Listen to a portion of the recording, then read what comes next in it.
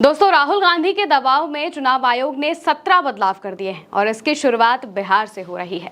बिहार में चुनाव की तारीखों का ऐलान हो गया है। 6 और 11 नवंबर को वोटिंग होगी और नतीजे 14 नवंबर को आएंगे।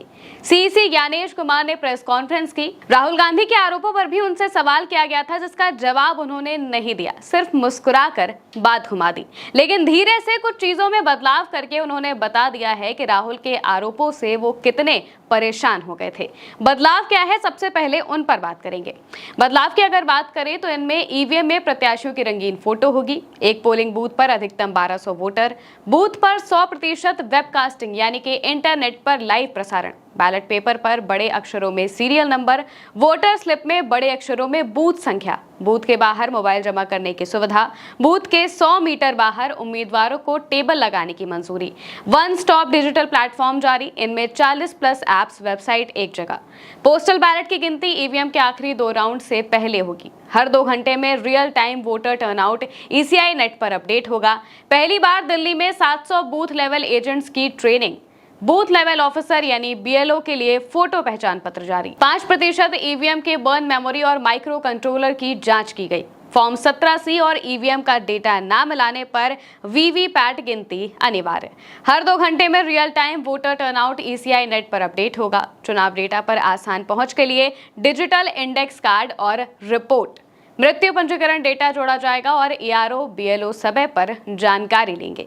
तो दोस्तों, ये वो बदलाव हैं जो चुनाव आयोग ने किए हैं। हालांकि चुनाव आयोग इसे नई पहल कह रहा है। हैरानी की बात यह है कि जब चुनाव आयोग से डेटा देने के लिए कहा गया था, राहुल गांधी बार बार प्रेस कॉन्फ्रेंस करके डिजिटल डेटा की मांग कर रहे थे कि भाई हमें आप वीडियोस, फोटोज दे दीजिए, जिन जगहों पर मतदान हुए थे, जिनका हम आपसे डेटा मांग रहे हैं, आप हमें वो दे दीजिए। तो ज्ञानेश कुमार ने डेटा देने से मना कर दिया था। कहा था कि हम बहू बेटियों की तस्वीरें नहीं दिखा सकते, ये परंपरा के खिलाफ है, और काफी बातें की थी। लेकिन अब वही चुनाव आयोग वोटिंग का लाइव प्रसारण करने जा रहा है। क्या अब बहू बेटियों की तस्वीरें नहीं दिखेंगी?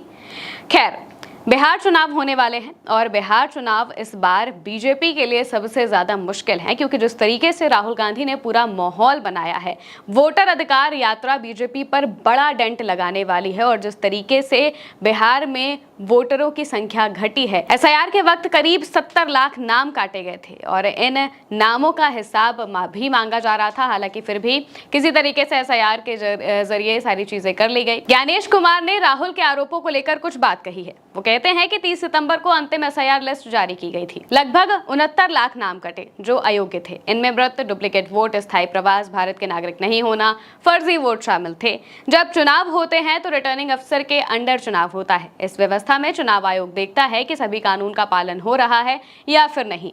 राजनीतिक उथल पुथल पर आयोग ध्यान नहीं देता, क्योंकि चुनाव के दौरान ये चलता रहता है। राजनीतिक उथल पुथल पर ध्यान नहीं दिया जाता है, लेकिन ध्यान दिया भी जाता है, क्योंकि ये बदलाव दिखाते हैं कि किस तरीके से राहुल गांधी के आरोपों का ध्यान चुनाव आयोग ने दिया है। इससे पहले भी हमने आपको खबर बताई थी कि किस तरीके से चुनाव आयोग ने अपनी वेबसाइट पर बदलाव किए हैं, और इसके अलावा भी कई बदलाव समय समय पर बीते 2 महीनों में ही किए गए हैं। ये वही 2 महीने हैं जिनमें राहुल गांधी ने पहले अपना एटम बम फोड़ा था, कर्नाटक की महादेवपुरा सीट का जिक्र किया था, और इसके बाद उन्होंने एक और जगह का जिक्र करते हुए सारी बातें अपनी बताई थी, प्रेस कॉन्फ्रेंस की थी। हालांकि अभी राहुल का हाइड्रोजन बम नहीं आया है। उनका जब हाइड्रोजन बम आएगा तो उसके बाद भी चुनाव आयोग को बहुत जवाब देने पड़ेंगे, और इसी वजह से चुनाव आयोग अभी से चीजें ठीक करने की कोशिश कर रहा है। और फिलहाल के लिए ये बदलाव कर दिए गए हैं। ये 17 बदलाव हैं जो कि इस बार बिहार चुनाव से इनकी शुरुआत हो जाएगी, और इसके बाद जहां जहां पर भी चुनाव होंगे, इन्हीं प्रोसीजर्स को फॉलो किया जाएगा, इन चीजों को भी उसमें शामिल किया जाएगा।